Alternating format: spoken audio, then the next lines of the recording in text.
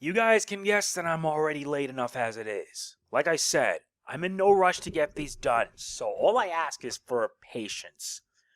I'm Mega Man NG and I welcome you to another Dino Fury episode review. Today we're going to talk about episode 2 of season 2, The Festival. I'll provide a synopsis as well as some of my thoughts. Spoilers, this episode is also another good one, so let's get on with it. Void Knight and his cohorts get an unexpected visitor, Wreckmate. Turns out he survived and is now ready to battle the Rangers once more, especially after ingesting a potion that Slifer made. At base, the Rangers take part in the Triple Sun Festival, a festival that happens on Rahkon. It's all fun and games until an accident happens. Made worse is that Wreckmate becomes a bigger threat than ever. With much of the Rangers incapacitated, it's up to Aiyon and Zayto to stop Wreckmate. Can they do so? And can Aiyon be able to undo a mistake that put them in this predicament? Yeah, back at it again. Well, like I mentioned already, since this series is now on Netflix, I'm in no rush to get this done. Hope you don't mind if these reviews become a bit sporadic.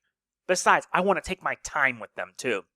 And I also forgot to mention in the previous review, when the episode starts, it now shows a Netflix series, confirming that Netflix is pretty much the new home for Power Rangers. I also hope it keeps it that way, because I really don't want it to be on a network like Nickelodeon and whatnot. The plot of the episode is that the Rangers are celebrating the Triple Sun Festival, but their festival gets interrupted by the return of Wreckmate, and when much of their team is knocked out, it's up to Zayto and Aiyon to put him in his place. So yes, Wreckmate is back, and unfortunately he's still as slimy as ever. A slimy pirate would be too appropriate. What makes it worse is that after he ingests the potion that Slifer made, he becomes even stronger. So strong, in fact, that he was able to mop the floor against half of the Rangers. That's nuts. But at the same time, it shows how dangerous he is, to be frank. Oh man, when I saw that happen, it was crazy. We do get some debuts, so let me detail it. The first is basically that only happens here in this episode. And pretty much the impetus for all this, the Dino Nunchuks. And this episode is the only time they appear. Why is that? Because due to an accident, they start to short circuit. Made worse was when Solon tried to fix it, and then boom! The whole thing blows. Made worse by the fact that due to Aeon's little, accident, basically it also damaged a few machinery, which makes it even harder. Very hard. It really bums me out that they go down like that. But, yeah, I wish they could just, fix it so that way maybe we could see it again. Who knows? Not to mention, we also get the other debut, the Dino Fury cycle.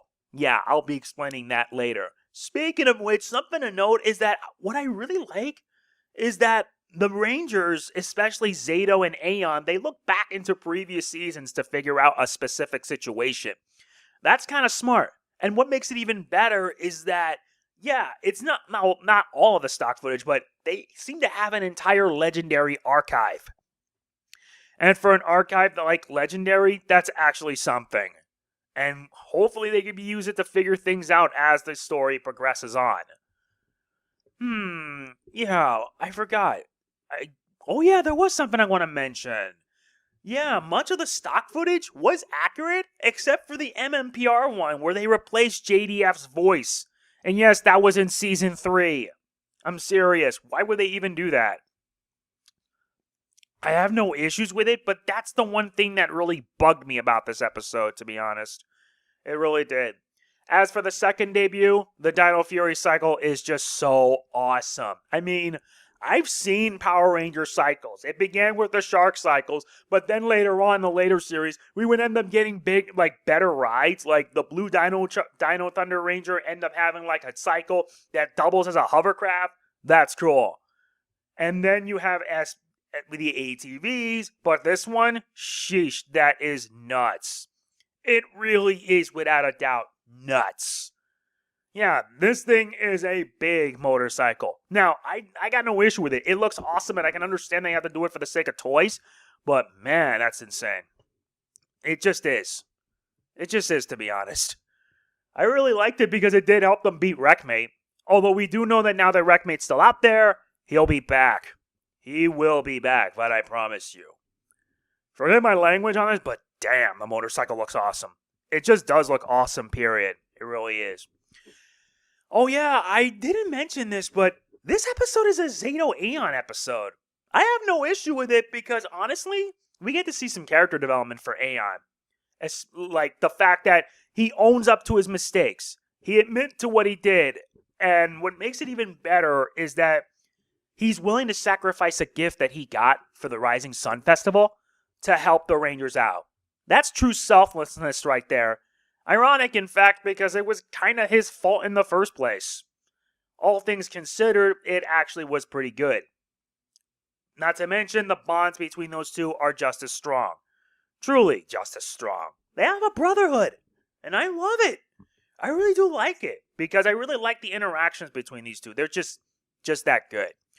Overall, the episode was very good, with some debuts, some emotion, some callbacks since they used footage from the previous seasons, like Ninja Steel, Samurai, and Mighty Morphin, a returning foe, and some solid action all throughout.